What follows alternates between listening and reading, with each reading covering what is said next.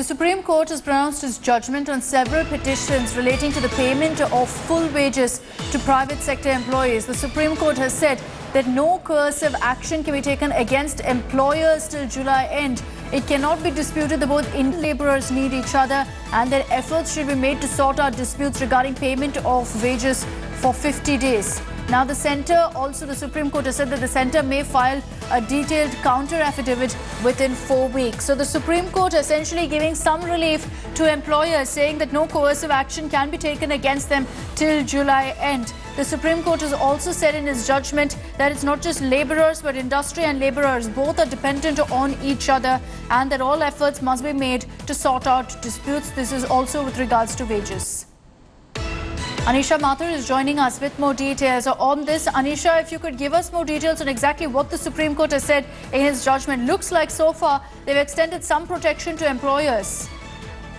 Well, yes, Asita, that is exactly what has happened. After several petitions had been filed with regard to payment of full wages to employees in private sector during lockdown. Remember, dozens of companies had approached the Supreme Court saying that we will not be able to financially survive if this order of 29th March is given effect, because the MHA had issued show-cause notices to several companies. Now, what is important is, however, the court has not said that payment of wages is not to be done.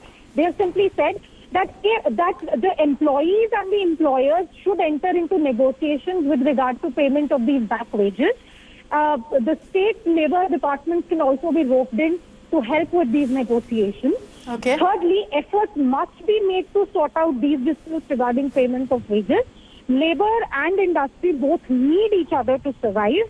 And even those employers who had, because so many factories, industries, offices were shut, how exactly this payment will be made, the schedule that will be made, can be worked out during the negotiations. More importantly, they have also gone and agreed to hear the question of the legality of the order itself. Remember, the MHA's 29th March order is what has been challenged by industry bodies, saying that the MHA could not have ordered us to pay all of these wages, and the centre has now been asked to give a detailed reply defending its decision, to give a detailed reply defending its order, and to justify exactly how private bodies are being made to, private industries being made to pay the wages, and the government will also have to explain under the labour law why payment of wages can be made mandatory by the government. So all of this will now happen in July, but for now also part relief for the workers who have been waiting for wages, because now they can